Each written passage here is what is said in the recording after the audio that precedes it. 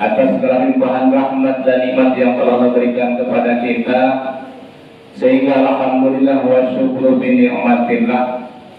Pada malam ketiga ini kita dapat hadir kembali di masjid yang kita cintai ini dalam rangka melaksanakan rutinitas ibadah kita, yaitu sholat isya berjamaah, dan insya Allah nanti akan kita lanjutkan dengan sholat tarawih dan witir secara berjamaah.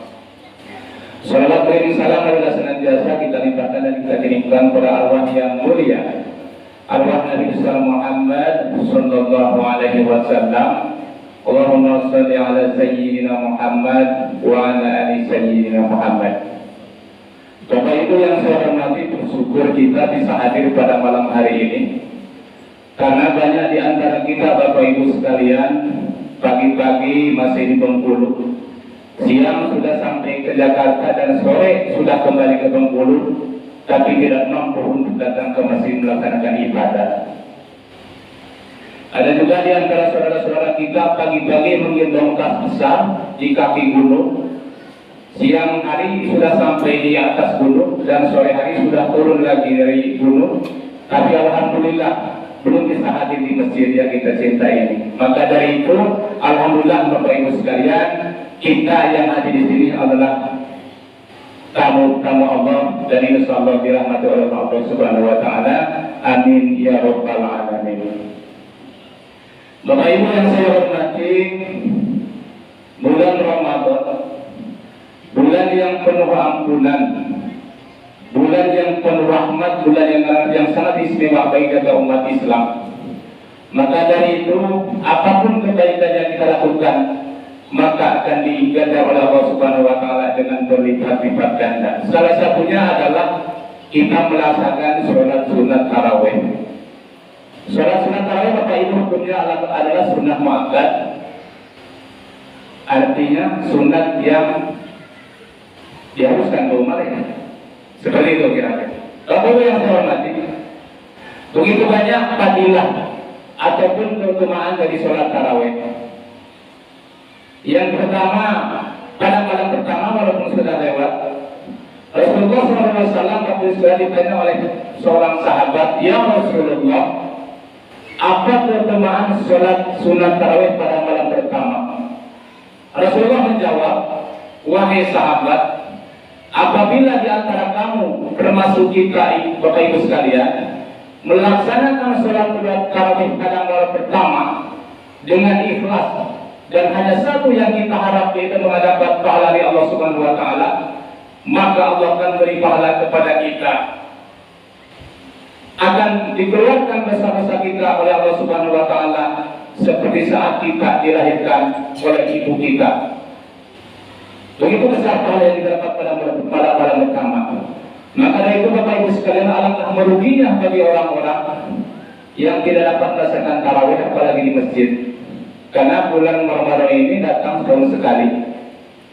Lalu yang kedua Bapak Ibu, sahabat bertanya kepada Nabi, "Ya Rasul, pahala yang bagaimana yang kami dapat apabila kami melaksanakan tarawih di bulan kedua?"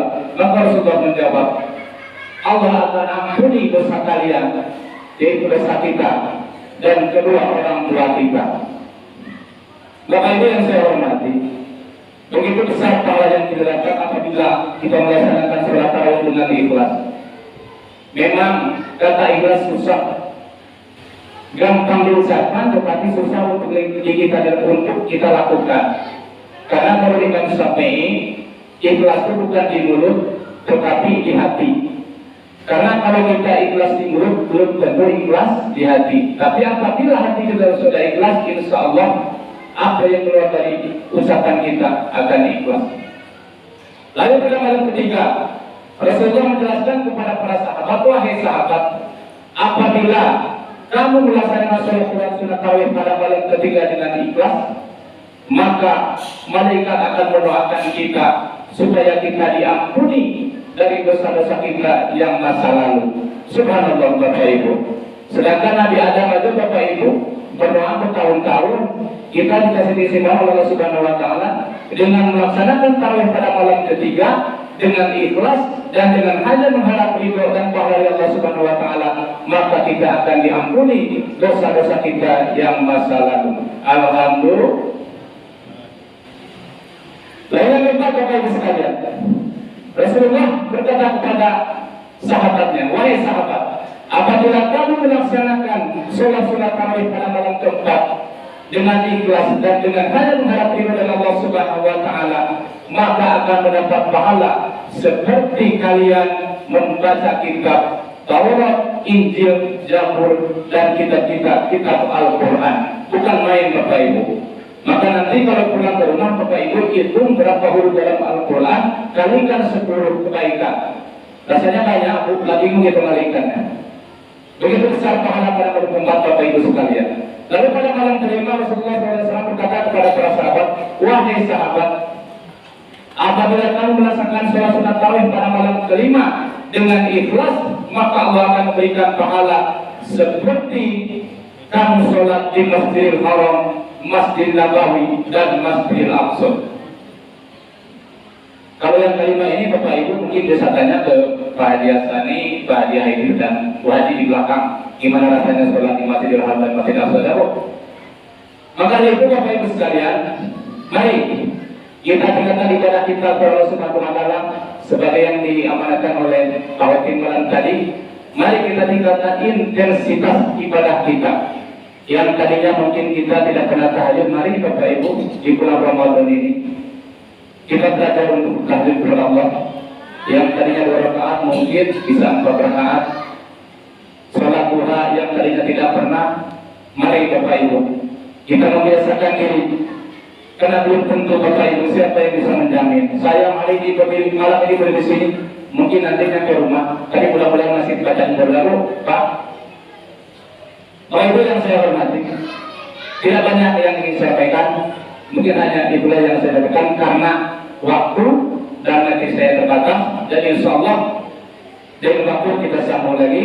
Mungkin hanya itu saja yang bisa saya sampaikan. Saya tutup. Makan durian ditemani kekasih. Cukup sekian dan terima kasih. Assalamualaikum warahmatullahi wabarakatuh.